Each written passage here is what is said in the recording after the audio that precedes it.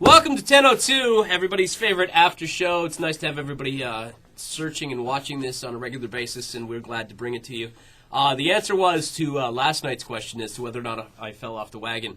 Mackay? Yes, he did. He did, and he did, and he did. He did probably, fall off the wagon 6 times? How many shots did you do last night? Oh, let's not go into that.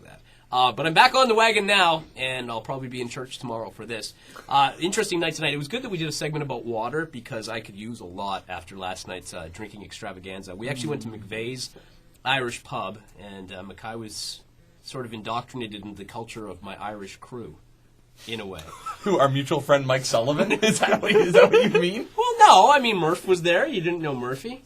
Yeah, I didn't know Murphy. I still don't think I know Murphy. Murphy was trash. It's horrible. You're defaming this man's character. I'm sure no one knows who we're talking about by calling a guy Murphy. There's only one. Up until this point, I only knew him as Murph. So I didn't even know his last name was Murphy. Anyway, we had a little bit of a drinking extravaganza last night, which was good. We had a good time, but we're back clean and sober now. Tonight we did do a segment on water where the crew thought that I wasn't going to be able to identify tap water versus bottled water versus the filtered stuff that you get from our water cooler. But I proved them wrong. Take a look. In case you missed it, here's a little clip of what happened. Ready? Yeah, we're filming. Here we go. The first glass of water. All right.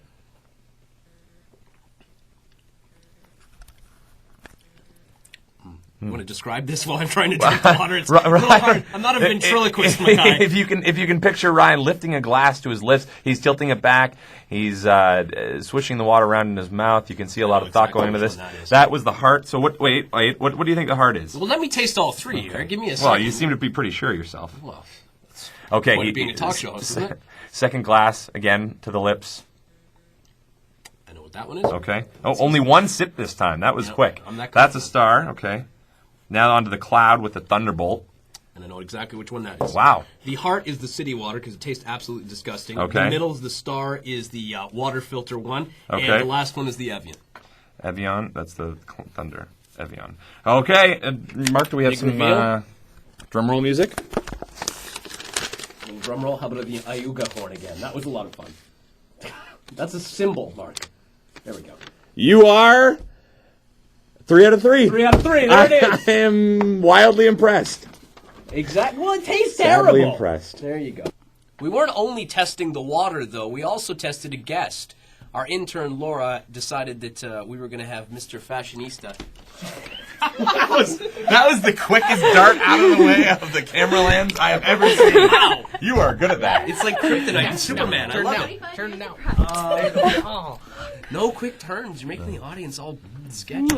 I'll provide gravel. So anyway, Laura decided that she was going to sell me on this shoe idea, and it actually worked out quite well. This guy who's a photographer and blogger, quite a popular blogger, too. Yeah. He gets like 25,000 hits a day. Yeah. He's been all over the world as part of fashion weeks everywhere, but he can identify shoes just by looking at pictures of them. Some shoes. Some shoes. Insane where shoes have gone, so I couldn't help but just document all of it. They say in the Toronto Star that you've had sort of a shoe fetish, if you will, since you were younger. Is that true?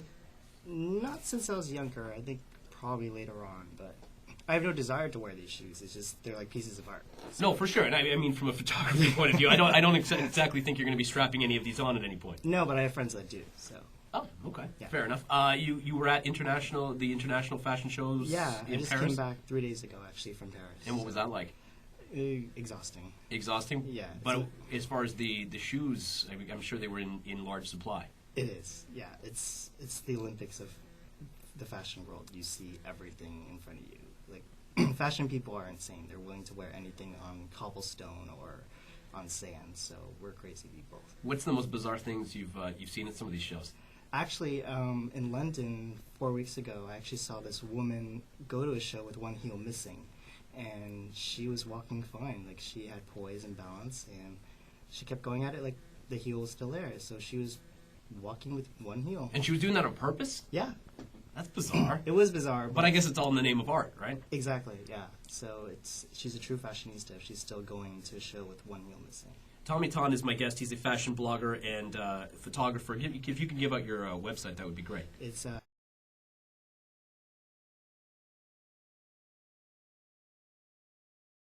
I mean, I said I'd love to have had this skill when I was dating because I would think that every Sex and the City loving woman would love a guy who could identify a pair of shoes from a mile away.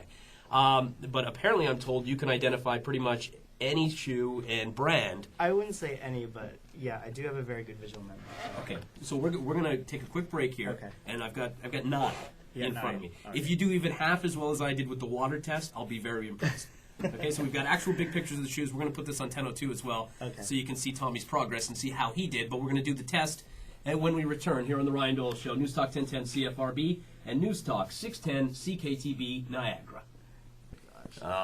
Any thoughts? Because I've got the cheat sheet in front of me here. All right, I'm just going to take a guess because I don't think I know. Is it Sergio Rossi? It is not Sergio Rossi. It's an Alessandra Dell'Acqua from the fall of 2007. See, that's a tricky one. That's a trick one. We throw the curveball. I'm going to get them all wrong. See, oh wow, it already starts. Yeah, I don't even know this one. Really? Okay, I'm going to guess based on the heel. It's a nice shoe. Is it a Dries Van Noten? It's absolutely a Dries Okay, Van Noten. there we go. I've never actually seen this shoe before, but I knew by the heel. It's what would you call that? Is that I don't even know what the name is. I'm an ignorant man, Tommy. What would I call the heel? Yeah, is there some sort of name for this type of shoe? Well, I've just seen a shoe like that with the same kind of heel. Oh, well, yeah, it's like a sandal. A Maasai-inspired sandal. You know a lot about this stuff. All right, here's number 3. Oh, gosh, I don't even know this one. It's like a beige-ish sort of leather. It's got a... I'm I'm all of a sudden freaking G.E. Becker over here. It's a beige very sort of high leather. heel. This one is like a little elf boot. It's like an elf boot. Oh, okay, I know this. This is Marc Jacobs. Wow. Yeah. How do you? Let me just get to the mindset of this for a second. We're going to take a quick intermission here. Okay. How do you know that? Like, what makes that Marc Jacobs? Because I see it, I think it's something out of Lord of the Rings. It's Marc Jacobs Spring 08, from what I can remember. It is spring summer 08. Yes, it That's is. fantastic. It's because I have no life and I spend my time online looking at these. That's great, though. All right, give him another one here. This one's a zebra type pattern. This is easy. This is Givenchy Spring 09. It is totally Givenchy Spring 09. You're on a roll. He's hot. This is, oh, I know this. This is Louis Vuitton Spring. Sorry, Louis Vuitton Fall 07. Okay, give him number 8 quickly, guy. We're running out of time here. Okay. Oh, Okay, I'm so entertained by this. I know this. Oh my gosh, I know this. It's a big challenge. It's a nice raised shoe. It's got a heel on I it. know this. No laces, so I'm Oh confused. gosh, I'm either gonna say it's Vuitton or Sandal. It's actually Balenciaga. Oh, Balenciaga. Oh, Here's the last one for you. Hey man, you got 4 out of these. I'm impressed. This one, I don't know. Is it a Christian Louboutin? And no, I was gonna say you're close. How did I know? It's actually Alexander McQueen. There you go. See, she stopped me. No, you got 4. Hey, you know what? I'm impressed. That is half. Very quickly, give me the name of the blog again, if you could. So that was Tommy Ton, blogger and photographer, a guy who hasn't even had training on the camera, but apparently just click shoots and all sorts of organizations hire him. The New York Times and a lot of other London groups. Times and A whole bunch of different places. What do we got for tomorrow, my faithful sidekick and friend? well, tomorrow You would be Ledrew to my Corin. nothing against Ledrew. I just What do you mean? We're sending him that video right now. I'm kidding. anyway. My war with them is over. I am nor a woman. I'm not a woman nor a parent. So my frame of reference when it comes to childbirth is kind of limited. But this doesn't make sense to me. There is a new documentary coming out of the States. The director, who I'm hoping we might be able to get on tomorrow, saying that women can actually and should actually be experiencing orgasm when they're giving birth. Wow. Yeah.